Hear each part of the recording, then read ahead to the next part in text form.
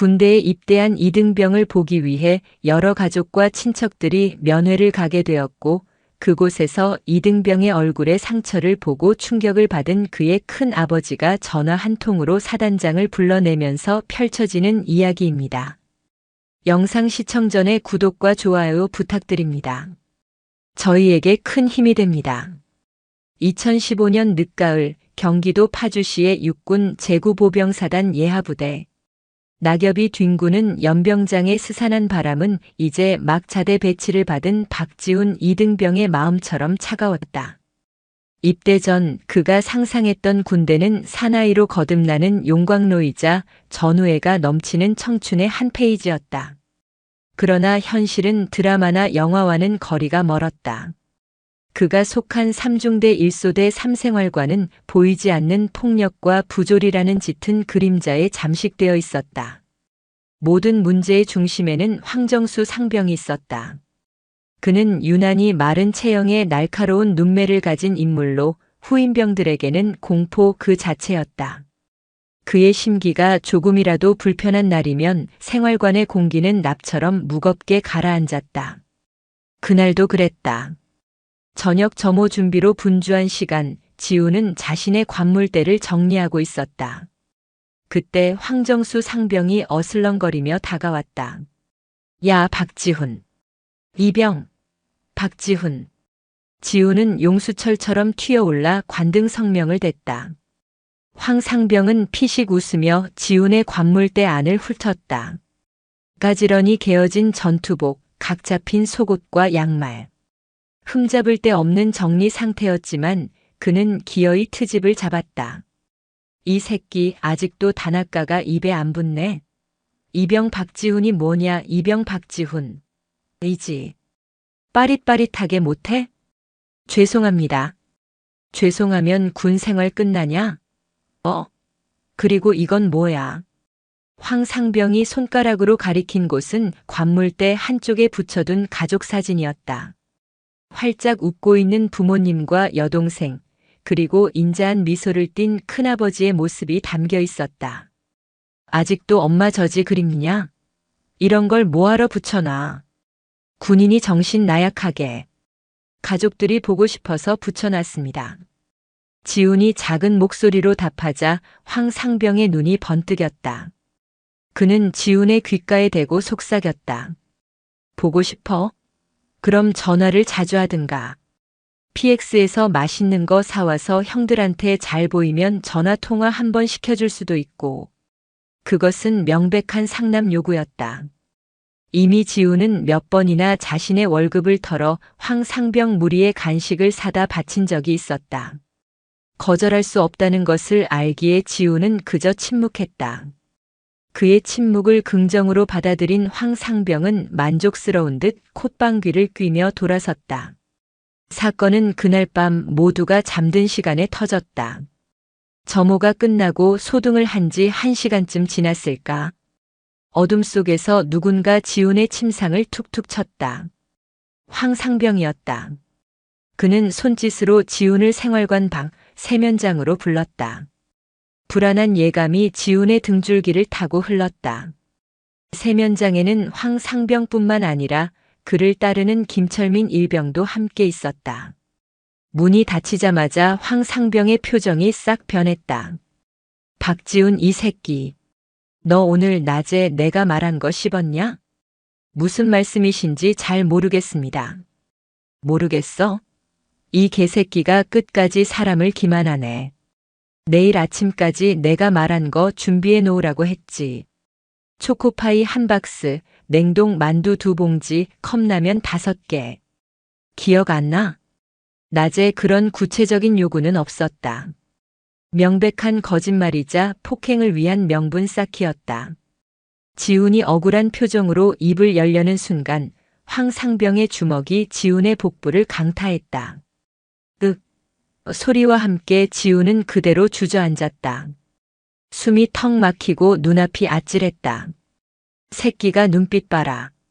아직도 정신 못 차렸지? 황 상병은 쓰러진 지훈의 멱살을 잡아 올렸다. 그리고는 사정없이 얼굴을 때리기 시작했다. 퍽, 퍽 둔탁한 소리가 세면장을 울렸다. 옆에 있던 김일병은 겁에 질린 표정으로 망을 보면서도 차마 말리지 못했다. 그것이 이 생활관의 불문율이었다. 폭력의 현장에서 방관은 동조였고 저항은 더 큰 보복을 의미했다. 몇 분이었을까 영원처럼 느껴지는 시간이 흐른 뒤 폭행이 멈췄다. 지훈의 입술은 터졌고 왼쪽 눈 주위는 시퍼렇게 부어오르기 시작했다. 바닥에는 그의 피가 몇 방울 떨어져 있었다. 똑똑히 들어 박지훈. 내일 아침까지 내가 말한 거 정확히 사다 놔. 그리고 누가 물어보면 작업하다가 넘어졌다고 해. 알았어? 황상병은 마지막으로 지훈의 어깨를 강하게 밀치고는 세면장을 나갔다. 지훈은 차가운 타일 바닥에 주저앉아 한참을 움직이지 못했다. 서러움과 고통, 그리고 깊은 무력감이 온몸을 휘감았다. 살려주세요라는 비명이 목구멍까지 차올랐지만 소리내어 울 수도 없었다. 이 지옥 같은 공간에서 자신의 편은 아무도 없었다. 생활관의 부조리를 책임져야 할 최진만 하사는 오히려 황상병 같은 고참들을 이용해 병사들을 통제하는 인물이었다. 그는 모든 것을 알면서도 철저히 묵인했다. 오히려 요즘 애들은 빠져서 맞아야 정신 차린다는 말을 입에 달고 살았다. 차가운 물로 얼굴을 씻어내며 지우는 거울에 비친 자신의 모습을 보았다. 퉁퉁 부어오른 얼굴, 피멍이 번지기 시작한 눈가. 이것은 단순히 넘어져서 생긴 상처가 아니었다. 인간의 존엄성이 무참히 짓밟힌 흔적이자 골마 터진 병영의 자화상이었다. 문제는 내일이었다. 내일은 한 달에 한 번 있는 가족 면회날이었다. 그리고 오늘따라 유난히 보고 싶었던 자신을 세상에서 가장 아껴주시는 큰아버지가 오기로 한 날이었다. 이 모습을 어떻게 설명해야 할까? 작업하다 다쳤습니다. 계단에서 굴렀습니다. 수십 번이나 머릿속으로 변명을 되뇌어 보았지만 거짓말은 금방이라도 들통날 것처럼 위태로웠다. 그의 큰아버지 박진우. 예비역 육군 원사로 전역했다고 들었다. 군 생활에 대한 자부심이 대단하고 평소에는 한없이 인자하지만 무언가 잘못된 것을 볼 때면 누구도 범접할 수 없는 카리스마를 뿜어내는 분이었다. 과연 그 큰아버지의 눈을 속일 수 있을까? 지우는 다가올 내일이 두려워 잠을 이룰 수 없었다. 캄캄한 생활관 천장을 응시하는 그의 눈에서 뜨거운 눈물 한 줄기가 베개를 적셨다. 어둠은 깊었고 희망은 보이지 않았다. 다음 날 아침 지우는 일부러 더 부산스럽게 움직였다. 밤새 퉁퉁 부은 얼굴을 가리기 위해 세수를 하고 찬물에 얼굴을 담그기를 반복했다. 하지만 거울 속의 모습은 참담했다. 왼쪽 눈두덩은 보랏빛과 검붉은 색이 뒤섞여 흉측하게 부풀어 올랐고 입술 터진 곳에는 딱지가 앉아 있었다. 누가 봐도 심하게 맞은 흔적이었다. 아침 점호 시간 소대장인 김중희가 지훈의 얼굴을 보고 물었다. 박이병, 얼굴이 왜 그런가? 어젯밤에 화장실 가다가 계단에서 발을 헛디뎌 넘어졌습니다. 어젯밤 황상병이 시킨 그대로였다. 김중희는 조심 좀 하지라는 무심한 말 한마디를 던지고는 더 이상 관심을 두지 않았다. 소대에서 일어나는 자잘한 사고 하나하나에 신경 쓸 여유도 의지도 없어 보였다. 그의 관심은 오로지 무사고 보고와 자신의 진급뿐이었다. 최진만 하사는 지훈을 보며 의미심장한 미소를 지을 뿐 아무 말도 하지 않았다. 그것은 처신 잘해라라는 무언의 경고였다. 오전 10시 드디어 면회 시간이 되었다. 위병소 근무자로부터 가족이 도착했다는 연락을 받은 지훈의 심장은 불안감으로 세차게 뛰기 시작했다. 면회소로 향하는 그의 발걸음은 천근만근 무거웠다. 일부러 전투모를 깊숙이 눌러쓰고 최대한 고개를 숙였다. 면회소에 들어서자 익숙하고 그리운 얼굴들이 보였다. 눈시울이 붉어진 어머니, 걱정스러운 표정의 아버지, 그리고 그들 옆에서 묵묵히 서 있는 큰아버지 박진우의 모습이었다. 아들. 어머니가 가장 먼저 달려와 지훈을 와락 껴안았다. 지훈은 차마 어머니의 얼굴을 제대로 쳐다볼 수 없었다. 아이고, 우리 아들. 이게 웬일이야? 얼굴이 왜 이래? 결국 어머니가 그의 상처를 발견하고 말았다. 지훈을 부축해 테이블에 앉힌 아버지가 다그치듯 물었다. 지훈아, 괜찮은 거냐? 어디서 이렇게 다친 거야? 아, 어젯밤에 작업 마치고 복귀하다가 좀 미끄러져서요. 보기보다 괜찮습니다. 금방 낫는다고 했습니다. 지훈은 준비했던 거짓말을 기계처럼 내뱉었다. 아들과 어머니는 그의 말을 반신반의하면서도 더는 묻지 못했다. 아들이 괜찮다고 하니 군대에서 을에 있을 수 있는 일이라고 애써 스스로를 위안하는 눈치였다.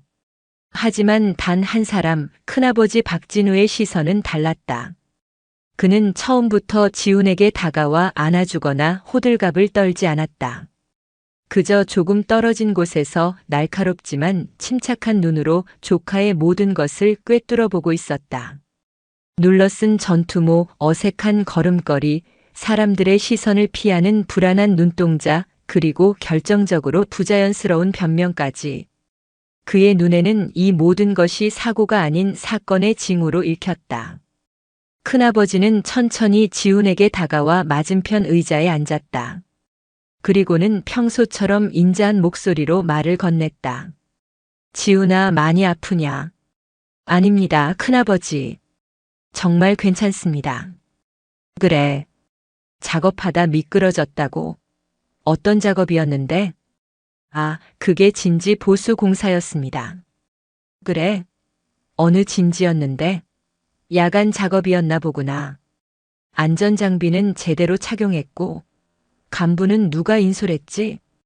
꼬리에 꼬리를 무는 질문은 날카로운 송곳처럼 지훈의 거짓말을 파고들었다. 지훈은 당황하기 시작했다. 구체적인 상황을 꾸며내지 못했기 때문이다. 그게 최 하사님이 인솔하셨고 야간은 아니었습니다.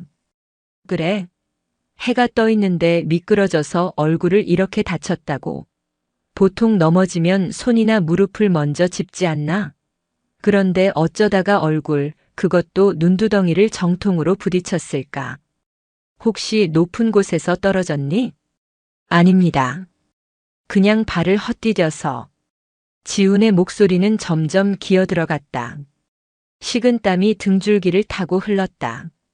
큰아버지의 눈은 마치 모든 것을 알고 있다는 듯 깊고 단호했다. 그는 지훈의 어깨에 손을 얹고 나지막이 말했다. 지훈아, 큰아버지는 내가 어릴 때부터 봐왔다. 거짓말할 때 어떤 표정을 짓고 어떤 버릇이 나오는지 다 알아. 지금 내 눈은 진실을 말하고 있지 않아. 공포에 질려 있지. 그 순간 지훈의 심장이 쿵 하고 내려앉았다. 더 이상 버틸 수 없었다. 하지만 선임병들의 얼굴과 보복에 대한 두려움이 그의 입을 억지로 틀어막았다. 만약 사실을 말했다가 아무 일도 일어나지 않고 부대로 복귀하게 된다면 그때부터는 정말 지옥이 시작될 터였다. 이 미묘한 심리적 줄다리기를 지켜보던 박진우는 잠시 말을 멈추고 지훈의 부모님을 향해 말했다. 아주버님, 형수님. 잠시 제가 지훈이랑 단둘이 이야기 좀 나누겠습니다. 남자들만의 이야기가 좀 있어서요. 그의 목소리에는 거부할 수 없는 힘이 실려 있었다. 지훈의 부모님은 어리둥절한 표정으로 자리를 피해 주었다. 면회실 한쪽에 두 사람만 남자 박진우는 조금 전과는 전혀 다른 낮고 위험 있는 목소리로 입을 열었다. 이제 솔직하게 말해봐라. 누가 그랬지? 지훈은 고개를 숙인 채 입술만 깨물었다. 눈물이 핑 돌았다. 말 못하겠나? 좋아. 그럼 내가 맞춰볼까? 선임병이겠지. 상병 아니면 병장쯤 되나? 한두 놈이 아닐 수도 있겠군. 상습적인 구타와 가혹행위. 간부들은 묵인하고 있거나 혹은 동조하고 있거나. 맞나? 그의 말은 한치의 오차도 없는 분석이었다. 지우는 마치 자신의 마음속을 들여다보는 듯한 큰아버지의 통찰력에 전율했다. 그는 더 이상 버틸 수 없다는 것을 깨달았다. 참아왔던 서름과 공포가 한꺼번에 터져나왔다. 큰아버지 무서웠습니다. 너무 무서웠어요. 결국 지우는 어린아이처럼 흐느끼기 시작했다. 박진우는 그런 조카를 말없이 지켜보다가 그의 떨리는 어깨를 강하게 붙잡았다. 그래, 이제 됐다. 이제부터는 이 큰아버지가 해결한다. 아무 걱정하지 마라. 그의 목소리에는 절대적인 확신과 분노, 그리고 조카에 대한 깊은 연민이 뒤섞여 있었다. 지우는 흐느끼면서도 문득 궁금해졌다. 예비역 원사로 전역했다는 큰아버지가 대체 어떻게 이 문제를 해결할 수 있다는 것일까? 하지만 지금 지훈에게는 그런 의문보다 드디어 기댈 곳이 생겼다는 안도감이 더 컸다. 그는 몰랐다. 지금 자신의 눈앞에 앉아있는 큰아버지가 단지 예비역 원사가 아니라 대한민국 육군의 현역 군단장 별 3개의 위용을 자랑하는 박진우 중장이라는 사실을, 그리고 곧 상상을 초월하는 거대한 폭풍이 이 부대를 휩쓸게 되리라는 것을. 박진우 중장의 눈빛이 차갑게 가라앉았다. 평소 가족들 앞에서 보여주던 인자하고 유쾌한 모습은 온데간데 없고 수많은 전장을 지휘하며 다져진 백전노장의 날카로운 기백만이 번뜩였다. 그는 흐느끼는 조카의 등을 두드리며 진정시켰다. 그의 손길은 따뜻했지만 그의 내면에서는 이미 격렬한 분노의 불길이 타오르고 있었다. 지훈아, 똑똑히 들어라. 내가 겪은 일은 결코 너의 잘못이 아니다.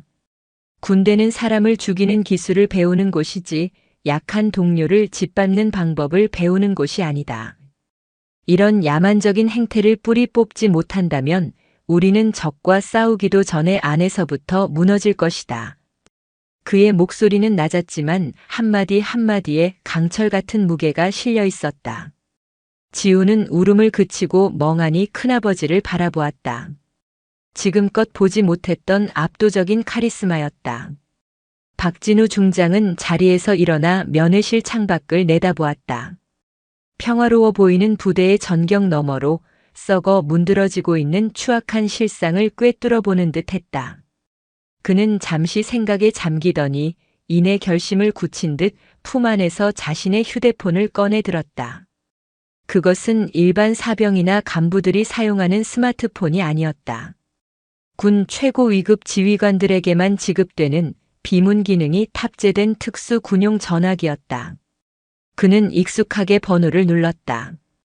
신호음이 두어 번 울리자마자 상대방이 전화를 받았다.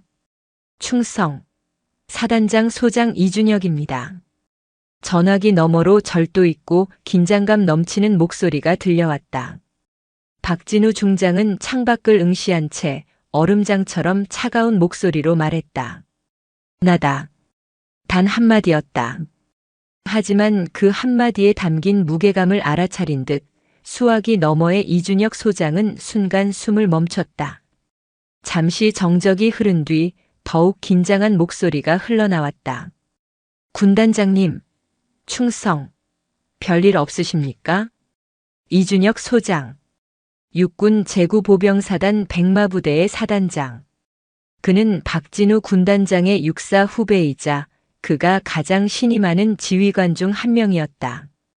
평소 박진우 중장의 지휘 스타일을 누구보다 잘 아는 그였기에 이 갑작스러운 전화가 결코 평범한 안부 전화가 아님을 직감했다. 박진우 중장은 본론으로 들어갔다. 이준혁 장군, 자네에게 실망했다. 이 소장은 아무 말도 하지 못했다. 존경하는 선배이자 직속 상관인 군단장의 입에서 나온 실망이라는 단어는 그 어떤 질책보다도 그의 심장을 서늘하게 만들었다. 내가 지금 어디에 있는 줄 아나? 자네가 지휘하는 구사단, 그 중에서도 여단대대 면회소에 와 있다. 예. 군단장님께서 어인일로. 내 조카가 이곳에서 복무 중이다. 박지훈 이병. 그런데 지금 내 눈앞에 있는 조카의 얼굴은 피멍으로 엉망이 되어 있다. 의무실 기록에는 계단에서 굴렀다고 되어 있겠지. 하지만 내 눈에는 명백한 구타의 흔적이다. 박 중장의 목소리는 점점 더 낮고 서늘해졌다. 그 분노의 깊이를 가늠한 이 소장의 목소리는 사색이 되어 떨려 나왔다. 군단장님 죄송합니다. 즉시 확인하고. 됐다. 내가 직접 확인할 것이다. 박 중장은 그의 말을 잘랐다. 지금부터 내 지시를 정확히 이행하도록. 30분 내로 자네는 사단 헌병대장과 인사참모, 감찰참모를 대동하고 이 대대 위병소 앞으로 집결시켜라. 외부에는 절대 보안을 유지하고 그 어떤 사전 통보나 연락도 없이 조용히 움직여라. 만약 이 사실이 한 명에게라도 새어나가 증거 인멸을 시도할 빌미를 준다면 그 책임은 온전히 자네가 지게 될 것이다. 알아들었나? 예, 알겠습니다.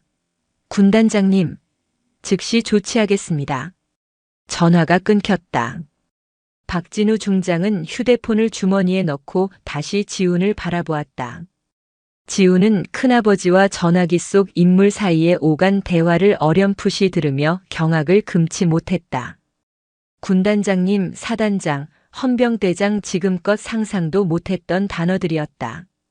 자신의 큰아버지가 단순히 예비역 부사관이 아니라는 사실, 그리고 지금 상상을 초월하는 일이 벌어지고 있다는 것을 깨달았다.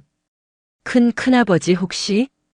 지훈이 떨리는 목소리로 묻자 박진우 중장은 그제야 부드러운 미소를 되찾았다. 그래. 미안하다. 가족들에게 괜한 부담 주기 싫어서 자세히 말 안 했다. 나 아직 군 생활하고 있다. 그것도 꽤 높은 곳에서. 그는 더 이상 설명하지 않았다. 대신 지훈의 부모님이 있는 곳으로 다가가 태연하게 말했다. 아주버님, 형수님. 지훈이 상처가 생각보다 좀 깊은 것 같습니다. 제가 아는 군 병원에 실력 좋은 의사가 있는데 정밀 검사를 한번 받게 해봐야겠습니다. 제가 직접 데리고 갈 테니 두 분은 먼저 들어가 계십시오.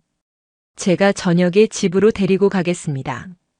지훈의 부모님은 아들의 상처가 심각하다는 말에 덜컥 겁을 먹었지만 군 생활을 오래 한 시동생의 단호하고 믿음직한 태도에 이의를 제기하지 못하고 고개를 끄덕였다. 가족들을 돌려보낸 박진우 중장은 지훈을 데리고 면회소 밖으로 나섰다. 그리고 부대 정문을 향해 천천히 걸어갔다. 지훈은 어안이 벙벙한 채 그의 뒤를 따랐다. 정확히 25분이 지났을 때였다. 부대 정문 앞으로 검은색 민간용 세단 몇 대가 먼지를 일으키며 급정거했다. 차문이 열리자 별 2개가 빛나는 전투복을 입은 이준혁 소장이 황급히 내렸다. 그의 뒤로는 헌병대장 중령, 인사참모 중령, 감찰참모 중령과 새파랗게 질린 얼굴로 뒤따랐다. 위병소 근무를 서던 병사들은 갑작스러운 사단장의 등장에 경악하며 부동자세로 경례를 붙였다. 하지만 이준혁 소장의 눈에는 그들이 보이지 않았다. 그의 시선은 오직 한 사람, 평범한 민간인 복장을 하고 있지만 그 누구보다 압도적인 존재감을 뿜어내고 있는 박진우 중장에게 고정되어 있었다. 충성. 군단장님께 대하여 경례. 이준혁 소장이 우렁차게 외치자 그와 함께 온 장교들이 일제히 거수 경례를 했다. 위병소 병사들의 눈은 휘둥그레졌다.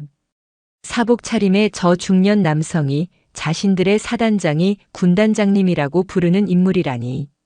감히 상상도 할 수 없는 일이었다. 박진우 중장은 경례를 받는 둥 마는 둥 하며 이준혁 소장에게 다가갔다. 그리고는 옆에 서 있는 지훈을 가리켰다. 이준혁 장군, 내 조카 얼굴을 똑똑히 보게. 이준혁 소장은 고개를 돌려 지훈의 얼굴을 보았다. 시퍼렇게 멍들고 부어오른 상처를 확인한 그의 얼굴은 분노와 수치심으로 굳어졌다. 그는 자신의 관할 부대에서 벌어진 끔찍한 사태에 대해, 그리고 그것을 군단장이 직접 목격하게 만든 상황에 대해 참을 수 없는 모멸감을 느꼈다. 송구합니다, 군단장님. 그가 다시 한번 고개를 숙이자 박진우 중장이 그의 어깨를 툭 쳤다. 고개 숙일 시간 없어. 지금부터 2부대 3중대 1소대를 완벽하게 통제하고 모든 증거를 확보한다. 가해자로 지목된 자, 방관한 자, 그리고 이 사태를 묵인한 지휘계 선상의 모든 간부들을 단 한 명도 빠짐없이 색출해내. 사단장, 자네가 직접 지휘하게. 나는 저 대대장실에서 기다리겠다. 그것은 명령이었다. 거대한 폭풍의 서막이 오르는 순간이었다. 박진우 중장은 지훈의 어깨를 감싸 안고 유유히 대대 본부 건물로 걸어 들어갔다. 그 뒤로 사단장과 헌병대, 감찰 참모가 살벌한 기세로 3중대 막사를 향해 움직이기 시작했다. 부대의 평화로운 주말 오후는 그렇게 한 장군의 분노와 함께 산산조각 나고 있었다. 주말의 나른한 공기가 흐르던 3중대 막사는 순식간에 얼어붙었다. 사단장 이준혁 소장이 직접 헌병대장과 감찰 참모를 대동하고 들이닥쳤다는 소식은 빛의 속도로 퍼져나갔다. 휴식을 취하거나 TV를 보던 병사들은 복도에서 울려 퍼지는 육중한 전투화 소리와 싸늘한 기운에 본능적으로 몸을 굳혔다. 상황의 심각성을 가장 먼저 파악하지 못한 것은 아이러니하게도 폭풍의 핵 황정수 상병이었다. 그는 생활관 침상에 누워 PX에서 사온 과자를 먹으며 후임병에게 어깨를 주무르게 하고 있었다.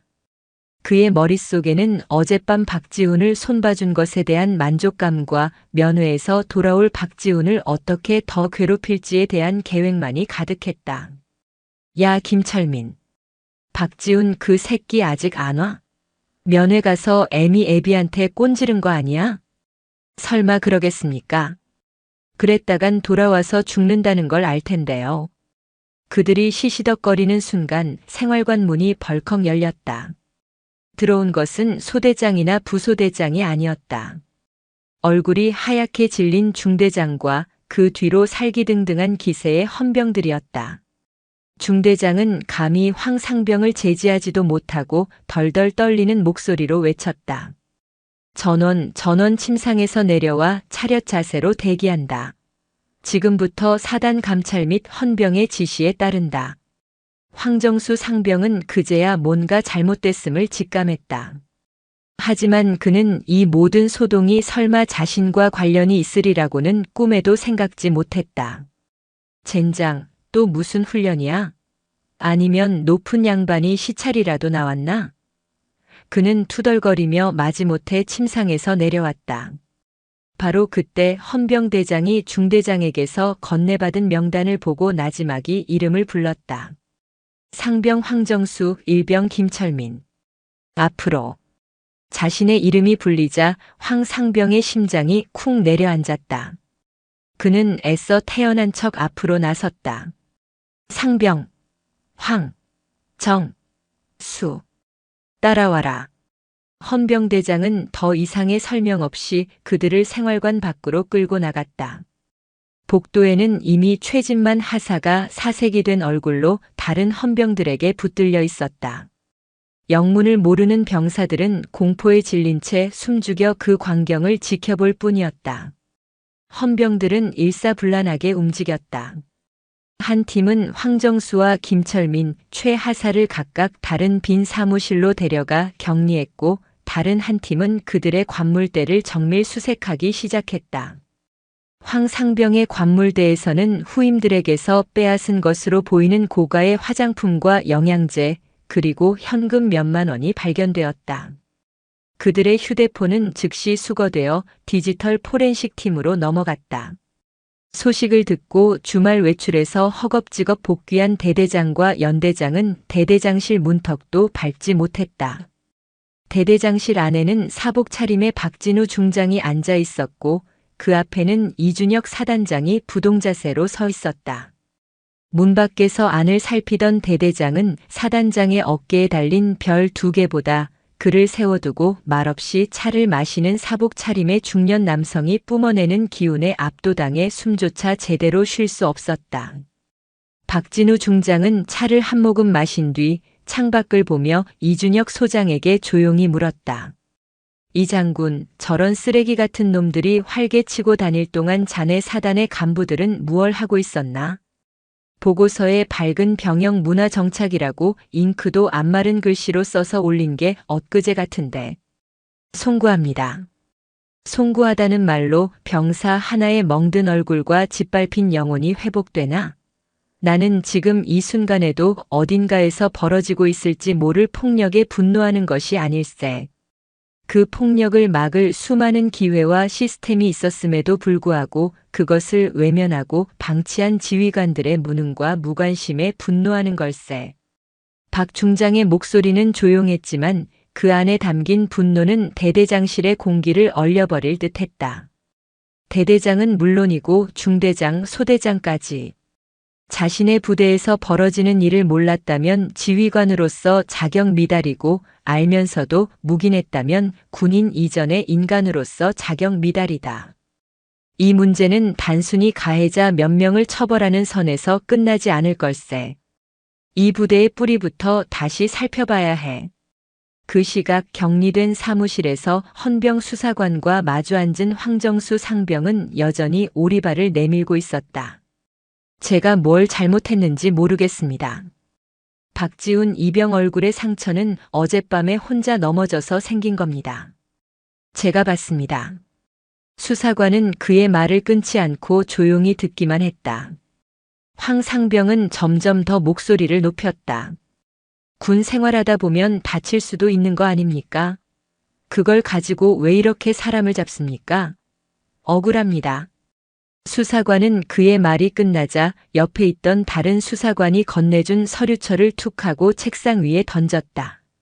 서류철에는 그동안 황 상병에게 괴롭힘을 당했던 다른 후임병들의 진술서가 빼곡히 담겨 있었다. A 사용지 수십 장에 걸친 구체적인 폭행과 가혹행위, 금품 갈취의 기록이었다. 황정수 상병. 이제부터는 내 이야기를 들어볼까? 아니면 이 서류에 적힌 다른 피해자들의 이야기를 들어볼까? 수사관의 싸늘한 목소리에 황 상병의 얼굴이 새하얗게 질렸다. 그는 몰랐다. 자신이 던진 돌에 맞은 개구리가 한두 마리가 아니었다는 것을. 그리고 그 개구리들이 일제히 울기 시작했다는 것을. 폭풍은 이제 막 시작되었을 뿐이었다. 부대의 모든 것이 일시 정지된 채 오직 진실을 파헤치려는 거대한 힘만이 움직이고 있었다.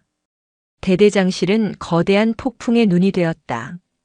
박진우 중장은 더 이상 질문하지 않고 눈을 감은 채 앉아 있었다. 하지만 그의 침묵은 그 어떤 호통보다 무겁게 이준혁 사단장과 그 뒤에 죄인처럼 서 있는 연대장, 대대장을 짓눌렀다. 그들은 감히 숨소리조차 크게 내지 못했다. 잠시 후 감찰 참모가 굳은 얼굴로 대대장실에 들어와 박진우 중장에게 보고했다. 군단장님, 중간 보고 드립니다. 현재까지 확보된 진술과 증거에 따르면 황정수 상병의 박지훈 이병에 대한 폭행 사실이 명백하며 이는 상습적인 가혹 행위의 일환으로 판단됩니다. 가해자는 황정수 한 명뿐인가? 아닙니다.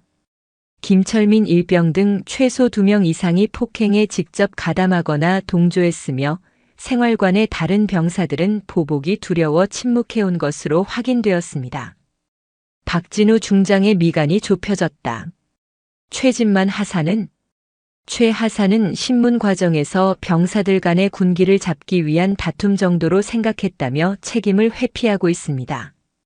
하지만 다수의 병사들이 최 하사가 폭행 사실을 알고도 묵인했으며 오히려 피해자에게 입단속을 시켰다고 일관되게 진술하고 있습니다. 썩을 대로 썩었다. 박 중장은 눈을 떴다. 그의 눈빛은 차갑게 빛나고 있었다. 그럼 지휘관들은?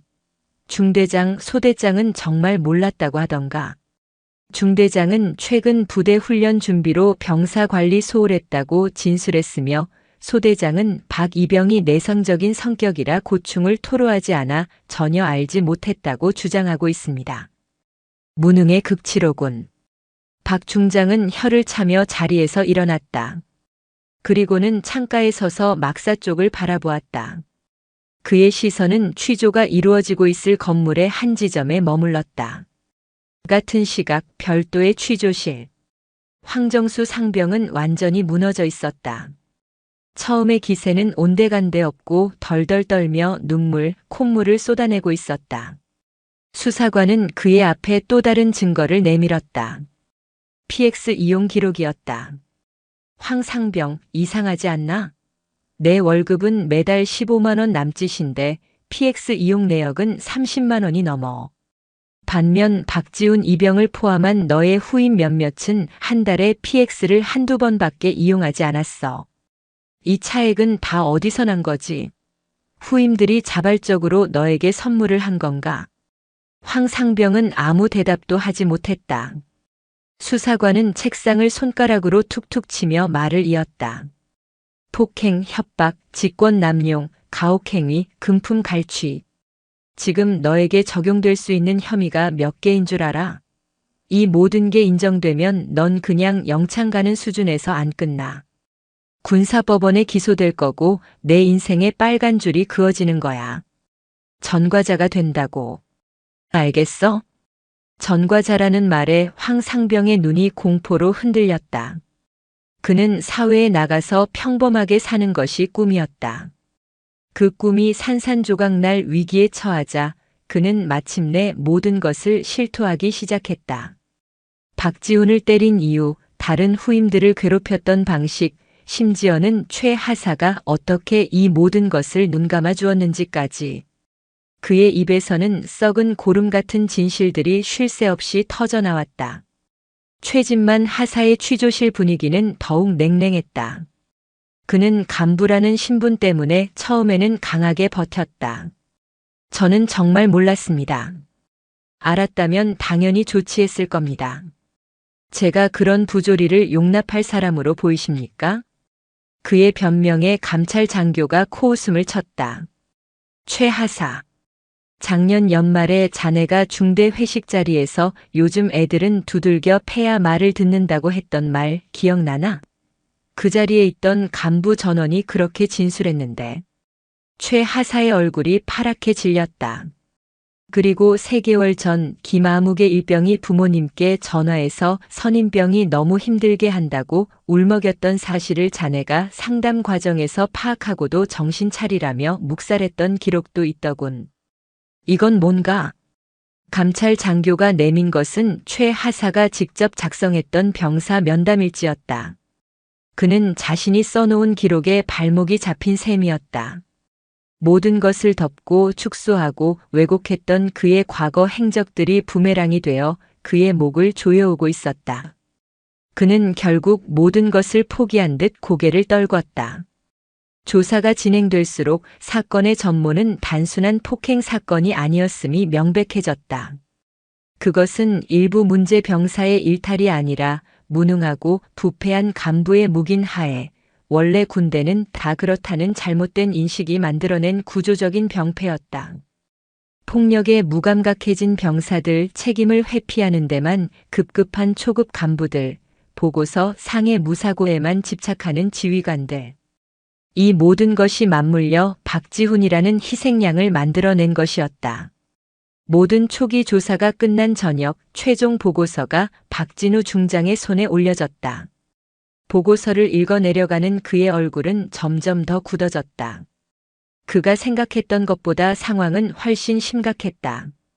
이것은 해당 부대만의 문제가 아닐 수도 있었다. 자신이 지휘하는 군단 전체, 아니 대한민국 군대 전체에 퍼져 있는 암적인 존재일지도 모른다는 위기감이 그의 온몸을 덮쳤다. 보고서를 덮은 박진우 중장은 이준혁 사단장을 바라보았다. 이 장군, 오늘 밤 당장 이 부대의 대대장 이하 중대장, 소대장 전원을 보직 해임시키게. 그리고 내일 6시를 기해 구사단 전 부대에 대한 불시 특별 감찰을 지시한다. 단 한 건의 부조리도 숨기지 말고 전부 드러내서 뿌리까지 도려내야겠어. 아픈 상처를 치료하려면 먼저 환부를 깨끗하게 도려내는 고통을 감수해야 하는 법이니까. 그것은 이 부대를 넘어 구사단 전체에 대한 대수술을 예고하는 선언이었다. 취조실에서 나온 진실은 이제 더 큰 정화의 불길을 지피는 불쏘시개가 되었다. 그날 밤 부대는 유령 도시처럼 조용했다. 하지만 그 침묵 속에서는 거대한 변화의 물결이 휘몰아치고 있었다. 박진우 중장의 명령은 즉각적으로 이행되었다. 대대장은 물론 중대장과 일소대장 그리고 문제의 최진만 하사까지 지휘 개선에 있던 모든 관련 간부들이 그날 밤으로 보직 해임되어 사단 본부로 소환되었다. 그들의 군 생활은 사실상 끝난 것이나 다름없었다. 새벽이 되기 전 황정수 상병과 김철민 일병은 군사경찰헌병들에 의해 수갑이 채워진 채 호송차에 올랐다. 그들은 군 교도소 영창의 미결수 신분으로 수감될 것이며 곧 군사법원의 엄정한 심판을 받게 될 터였다. 차에 오르기 직전 황 상병은 텅 빈 연병장을 망연자실하게 바라보았다. 불과 하루 전만 해도 자신이 왕처럼 군림하던 이곳이 이제는 두 번 다시 돌아올 수 없는 곳이 되었다는 사실을 그는 믿을 수 없었다. 그의 눈에는 뒤늦은 후회와 공포만이 가득했다. 날이 밝자 대대 전 병력이 연병장에 집합했다. 사단장이 직접 주관하는 긴급 대대장 이취임식 및 전 부대원 정신교육이 예정되어 있었다. 병사들은 불안과 호기심이 뒤섞인 표정으로 도열했다. 그들 앞에 선 것은 낯선 얼굴의 신임 대대장과 간부들이었다. 그리고 그들 옆에는 이준혁 사단장이, 더 뒤쪽으로는 사복 차림의 박진우 중장이 조용히 서서 모든 것을 지켜보고 있었다. 이준혁 사단장은 단상에 올라 마이크를 잡았다. 그의 목소리는 분노와 결의로 가득 차 연병장 전체를 울렸다. 본관은 오늘 이 부대에서 벌어진 참담한 사건에 대해 사단장으로서 무한한 책임을 통감하며 여러분 모두에게 진심으로 사과한다. 사단장의 갑작스러운 사과에 병사들 사이에서 웅성거림이 일었다. 군대는 적과 싸워 이기기 위해 존재하는 조직이다. 전우의 등을 지키고 내 목숨을 맡길 수 있는 신뢰가 없다면 우리는 오합지졸에 불과하다. 그런데도 어제 이 부대에서는 전우의 가슴에 칼을 꽂는 야만적인 폭력과 부조리가 자행되었다. 지휘관들은 이를 눈감았고 여러분 중 일부는 동조하거나 침묵했다. 이것은 부대의 수치이자 우리 백마부대 전체의 명예를 더럽힌 행위다. 그의 일갈에 모든 병사들이 고개를 숙였다. 오늘부로 우리 구사단은 뼈를 깎는 자정 노력을 시작한다. 모든 폭력과 부조리를 뿌리 뽑고 오직 신뢰와 전우애에 기반한 강한 군대를 만들 것이다. 누구든 부조리를 겪거나 목격했다면 용기 내어 말하라. 사단장이 직접 여러분의 목소리를 듣고 여러분을 보호할 것이다. 다시는 침묵으로 인해 고통받는 전우가 나오지 않도록 이 사단장이 모든 것을 걸고 약속한다. 연설이 끝나고 박진우 중장은 자신의 조카 박지훈을 조용히 불렀다. 그는 임시로 마련된 상담실에서 치료를 받고 있었다. 퉁퉁 부었던 얼굴은 약을 바르고 치료를 받아 조금 가라앉아 있었다. 지훈아, 몸은 좀 괜찮으냐? 예, 큰아버지. 괜찮습니다. 많이 놀랐을 텐데 원한다면 다른 부대로 옮겨주마. 아무도 너를 모르는 곳에서 새로 시작할 수 있도록 조치해주겠다. 그것은 조카를 위한 최선의 배려였다. 하지만 지우는 잠시 생각에 잠기더니 이내 고개를 저었다. 그의 눈빛은 어제의 공포에 질린 모습과는 달리 작지만 단단한 빛을 띠고 있었다. 아닙니다, 큰아버지. 저 여기에 남고 싶습니다. 남겠다고? 왜지? 힘들지 않겠느냐. 어제까진 무섭고 도망치고 싶었습니다. 하지만 오늘 사단장님의 말씀을 듣고 또 큰아버지를 보면서 생각이 바뀌었습니다. 저 때문에 시작된 변화라면 저도 그 끝을 보고 싶습니다. 도망치는 게 아니라 이 부대가 정말 좋은 곳으로 바뀌는 과정을 제 눈으로 확인하고 저도 그 일부가 되고 싶습니다. 박진우 중장은 조카의 대답에 놀라움을 감추지 못했다. 단 하루 만에 두려움에 떨던 이등병이 상처를 딛고 일어서려는 한 명의 군인으로 성장해 있었다. 그는 지훈의 어깨를 말없이 두드려 주었다. 그것은 대견함과 지지를 담은 격려였다. 알겠다. 내 용감한 결정을 존중한다. 힘들면 언제든 말하거라. 박진우 중장은 지훈을 남겨두고 부대를 떠날 채비를 했다. 그의 역할은 이제 끝났다. 거대한 개혁의 불씨를 당겼으니 이제 그 불길을 활활 타오르게 하는 것은 사단장 이준혁의 몫이었다. 그는 차에 오르기 전 마지막으로 쇄신을 시작한 부대를 돌아보았다. 가해자들은 사라졌고 무능한 지휘관들은 교체되었다. 모든 것이 제자리를 찾아가는 듯 보였다. 하지만 이것은 단지 정화의 서곡에 불과했다. 썩은 뿌리를 도려낸 자리에는 새살이 돋아나야 했다. 진정한 싸움은 이제부터 시작이었다. 병사들의 마음속에 깊이 박힌 불신과 공포를 걷어내고 진정한 의미의 밝은 병영을 만들어가는 길고 긴 여정이 그들을 기다리고 있었다. 폭풍이 휩쓸고 간 3중대 1소대는 낯선 침묵에 휩싸였다. 가해자였던 황정수 상병과 그 무리는 사라졌고 부조리를 묵인하던 간부들도 모두 교체되었다. 물리적인 위협은 사라졌지만 그 자리는 어색함과 불신, 그리고 눈에 보이지 않는 벽으로 채워졌다. 병사들은 서로의 눈치를 보며 필요 최소한의 대화만 나눴다. 과거의 폭력에 동조했던 자, 방관했던 자, 그리고 피해를 입었던 자 사이의 감정의 골은 생각보다 깊었다. 그 중심에는 박지훈 이등병이 있었다. 그는 군단장 조카이자 이 거대한 사건의 시발점이라는 꼬리표를 달게 되었다. 일부 병사들은 그를 영웅처럼 대하며 고마움을 표했지만 다른 일부는 그를 불편해하고 슬금슬금 피했다. 그가 옆에 있으면 마치 자신의 과거 잘못이나 비겁함이 드러나는 것 같아 양심의 가책을 느꼈기 때문이다. 특히 황정수와 가깝게 지냈던 몇몇 선임병들은 노골적으로 그를 없는 사람 취급했다. 야, 봤냐? 완전 무슨 암행어사 출두한 것 같지 않냐? 그러게 말이다. 이제 뭐 조금만 잘못해도 바로 위에 찌르는 거 아니야? 몸 사려야지. 화장실에서 들려오는 수군거림을 지우는 모른 척할 수밖에 없었다. 그의 선택은 부대의 변화를 가져왔지만 동시에 그를 고립시키는 결과를 낳기도 했다. 내가 정말 잘한 걸까? 지우는 밤마다 스스로에게 되물었다.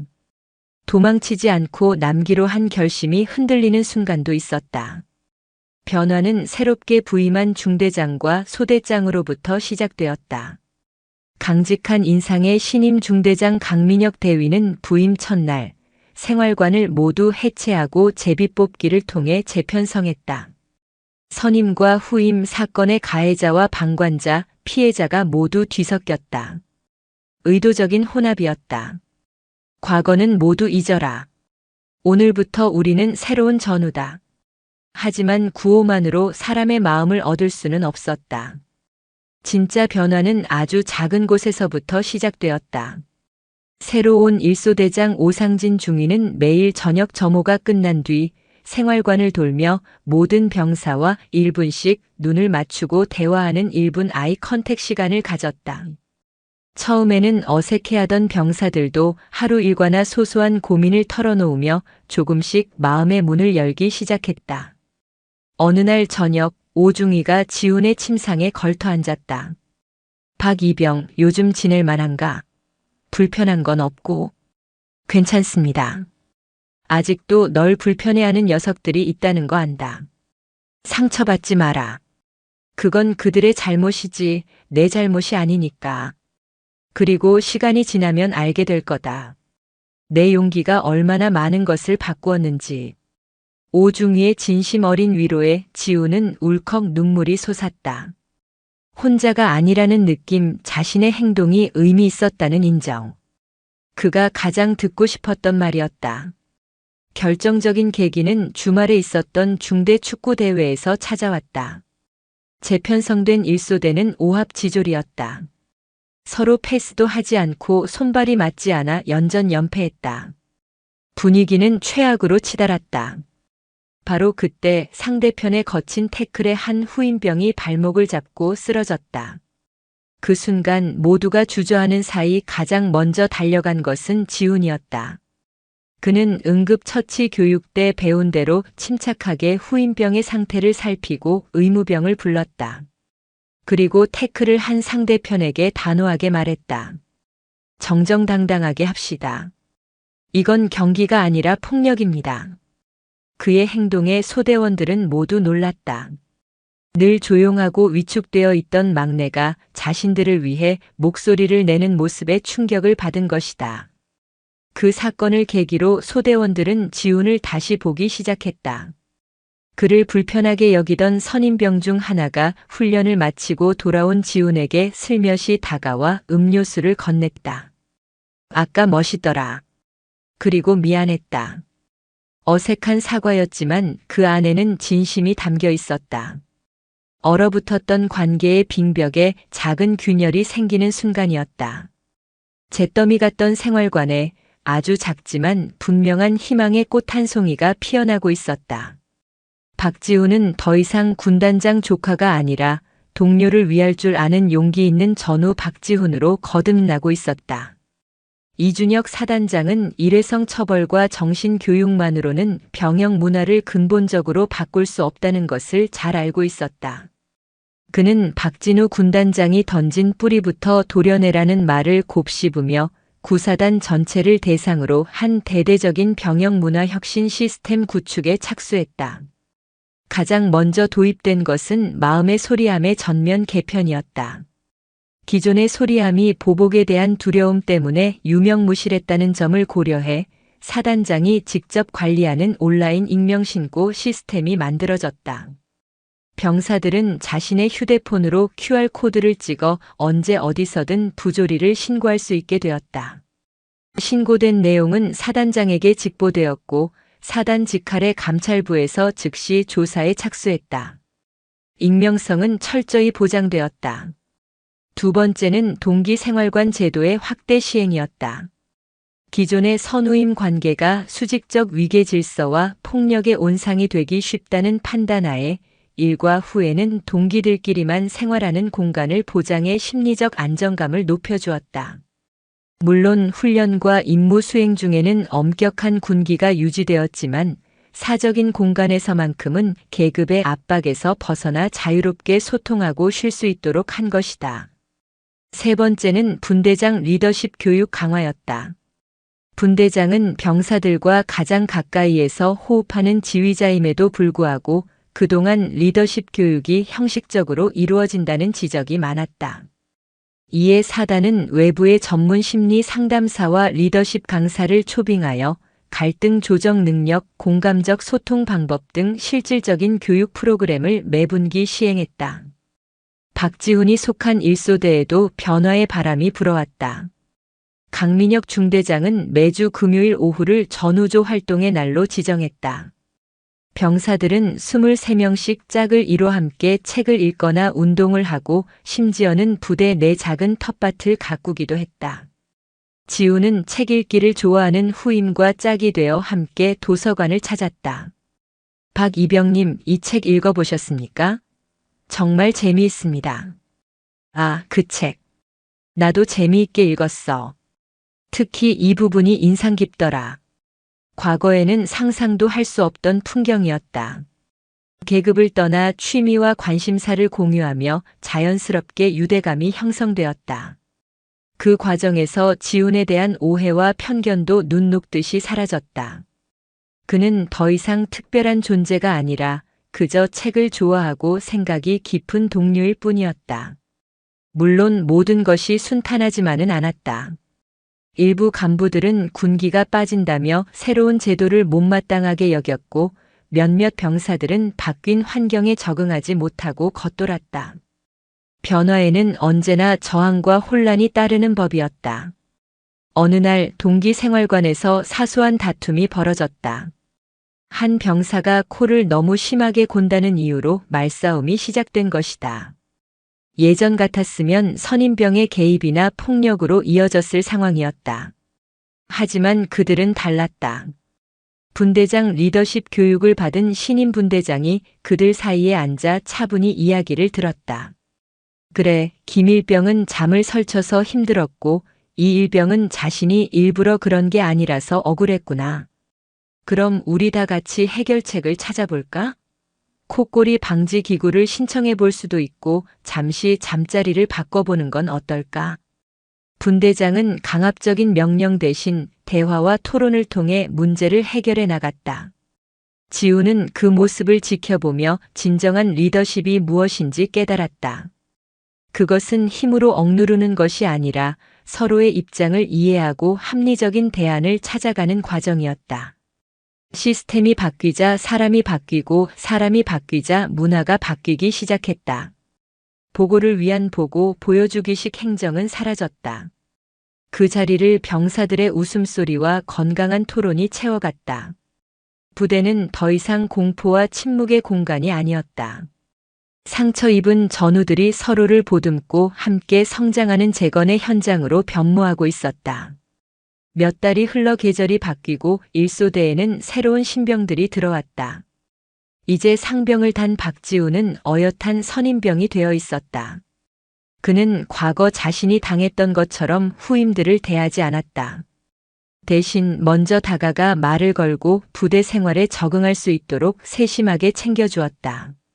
그의 따뜻한 모습에 후임들은 그를 지훈이 형이라 부르며 따랐다.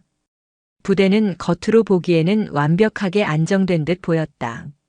하지만 진정한 변화는 위기의 순간에 그 진가를 드러내는 법이다. 그들에게 시험대가 찾아온 것은 혹한기 유격 훈련 때였다. 영하 20도를 넘나드는 강추위 속에서 강도 높은 훈련이 며칠째 이어졌다.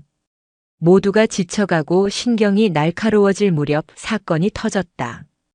가장 힘든 코스로 알려진 외줄 다리 건너기 훈련 중이었다. 깎아지른 절벽 사이에 설치된 단 하나의 로프에 의지해 계곡을 건너는 훈련이었다. 소대원들이 차례차례 로프를 타고 건너던 중 유난히 겁이 많던 신병 하나가 중간쯤에서 공포심을 이기지 못하고 로프에 매달린 채 오도 가도 못하는 상황에 빠졌다. 못 가겠습니다. 무서워서 더는 못 가겠습니다. 그의 비명에 훈련은 중단되었다. 교관은 확성기로 소리쳤다. 정신 똑바로 차려.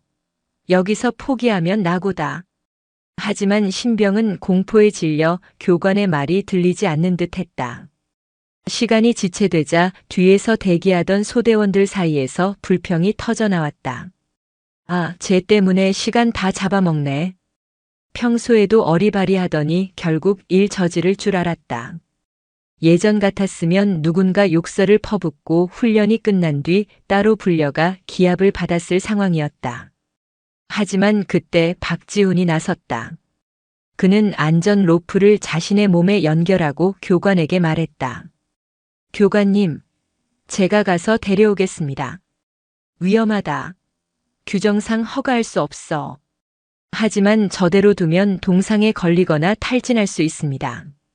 제가 배운 유격 구조 기술을 활용하겠습니다. 책임은 제가 지겠습니다.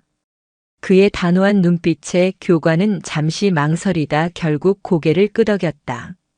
지우는 망설임 없이 로프에 몸을 실었다.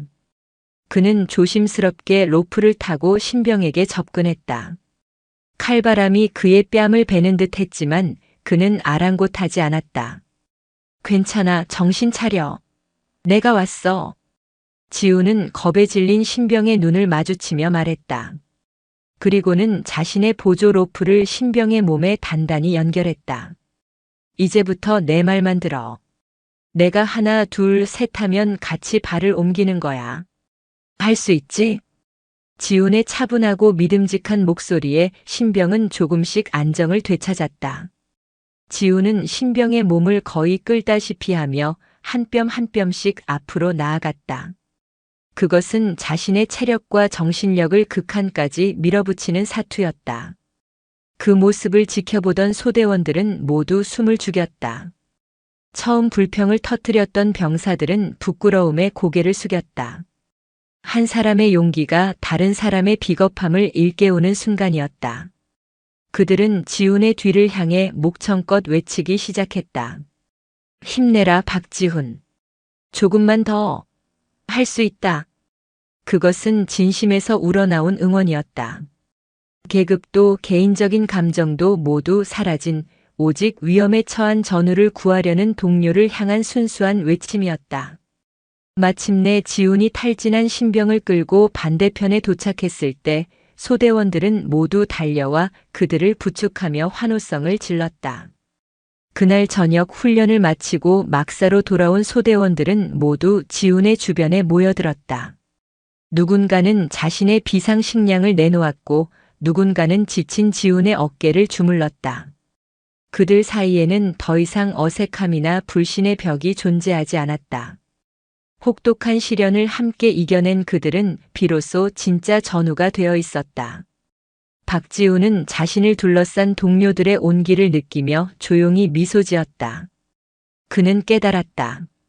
진정한 병영 문화의 발전이란 단순히 시스템을 바꾸고 구호를 외치는 것이 아니라 위기의 순간에 기꺼이 전우의 손을 잡아줄 수 있는 마음, 그 마음들이 모여 만들어내는 것이라는 사실을. 그의 큰아버지가 뿌린 변화의 씨앗은 이제 굳건한 전우회라는 나무로 자라나 혹한의 추위 속에서도 꺾이지 않는 강인한 힘을 발휘하기 시작했다. 이 부대는 이제 그 어떤 외부의 적과도 싸워 이길 수 있는 진정한 전투 공동체로 거듭나고 있었다.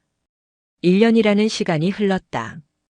계급장이 2개에서 4개로 바뀌는 동안 박지훈은 이등병에서 병장으로 성장했다.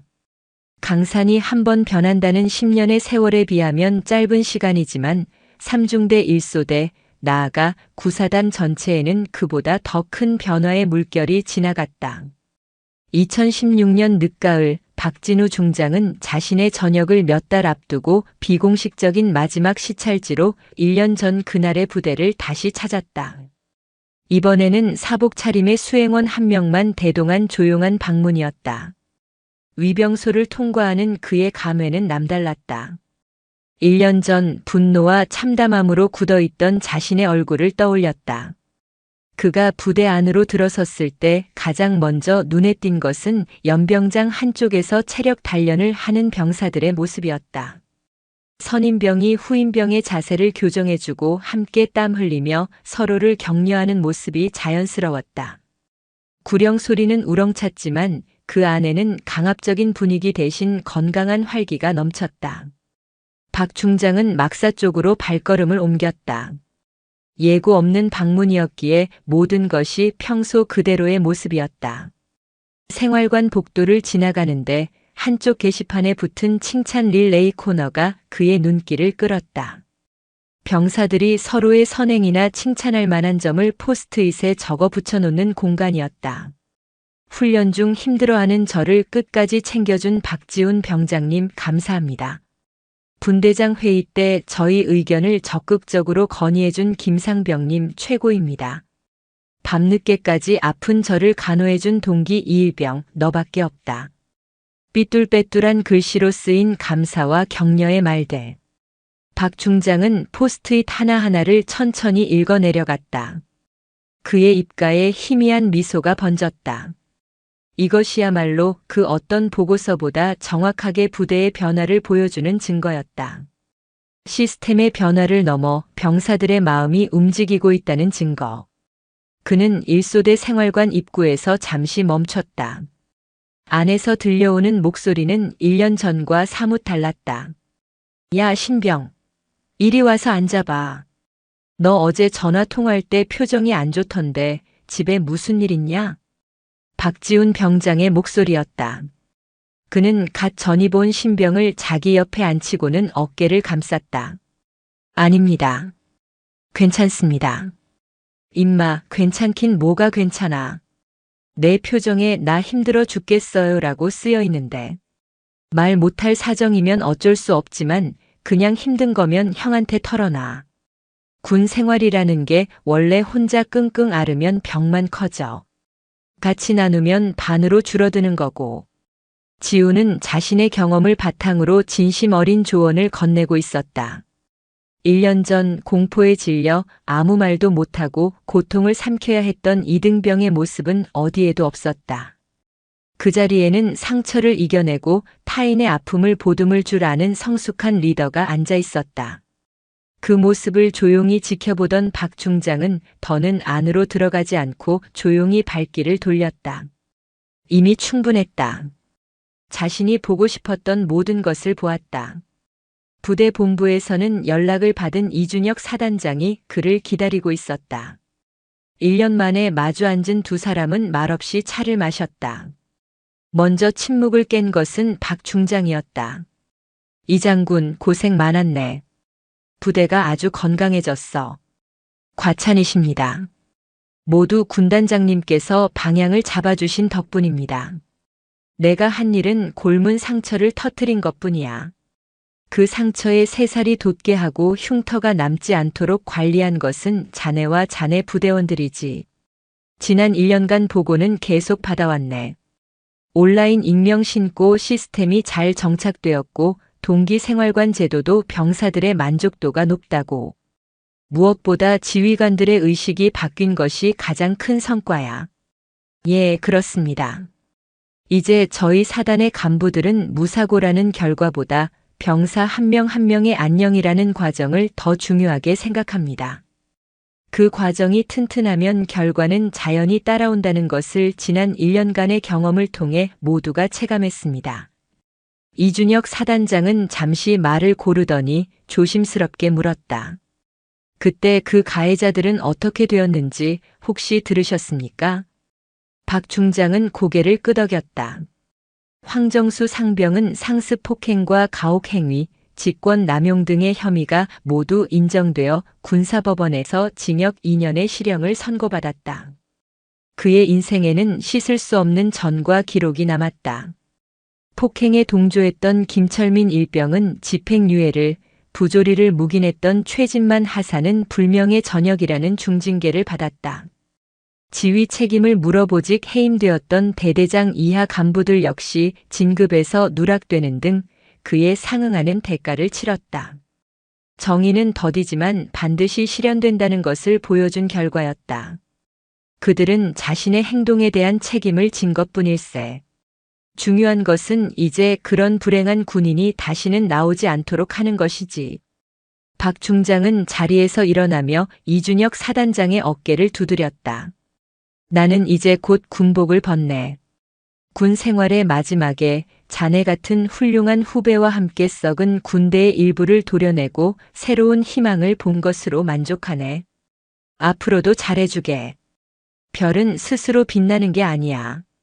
이름 없는 수많은 병사들이 각자의 자리에서 묵묵히 빛을 내줄 때 비로소 지휘관의 별도 밝게 빛날 수 있는 걸세. 그걸 잊지 말게. 그 말을 끝으로 박진우 중장은 부대를 떠났다. 그는 더 이상 조카의 부대를 걱정하지 않았다. 그곳에는 이제 스스로 문제를 해결하고 서로를 보듬으며 더 나은 내일을 만들어갈 수 있는 건강한 공동체가 뿌리내리고 있었기 때문이다. 박지훈이라는 작은 씨앗에서 시작된 변화는 이제 울창한 숲이 되어 스스로를 지키는 견고한 성체가 되어 있었다.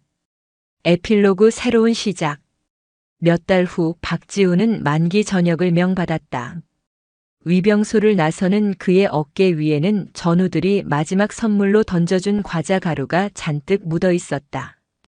그는 뒤를 돌아보았다. 정든 생활관과 연병장, 그리고 그를 배웅하며 손을 흔들어주는 후임들과 동기들, 간부들의 모습이 보였다. 눈시울이 뜨거워졌다. 도망치고만 싶었던 지옥 같은 공간은 이제 그의 청춘에서 가장 빛나는 한 페이지를 장식한 추억의 장소가 되어 있었다. 그는 수많은 밤을 고통과 싸웠고 변화의 소용돌이 속에서 혼란스러워했으며 진정한 전우애를 통해 성장했다.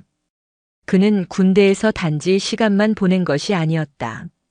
사람을 얻었고 리더십을 배웠으며 무엇보다 자기 자신을 이겨내는 법을 배웠다.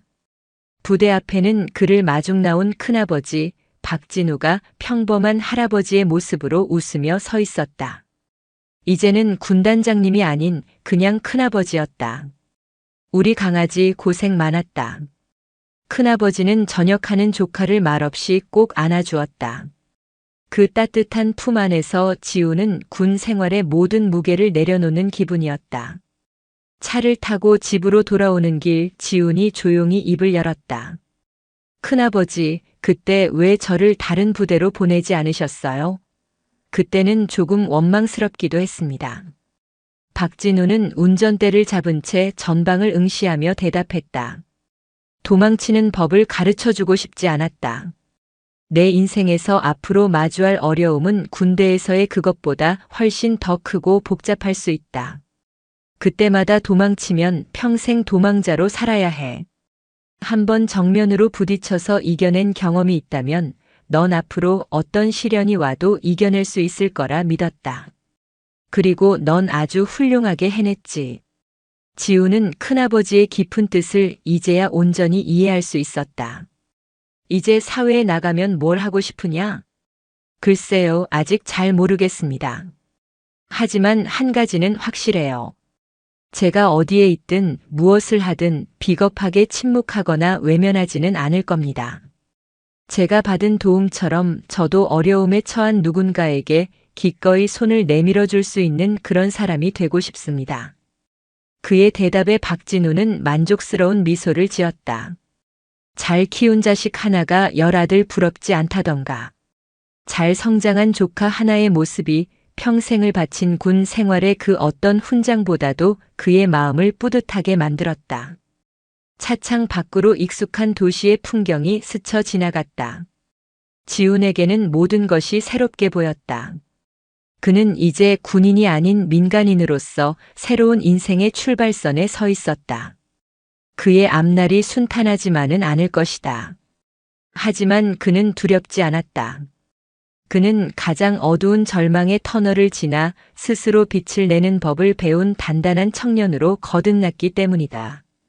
2015년의 그 지옥 같던 가을은 그의 인생을 송두리째 바꾼 가장 뜨거운 성장의 계절로 영원히 기억될 것이다. 영상이 유익하셨다면 구독과 좋아요, 댓글까지 부탁드리겠습니다.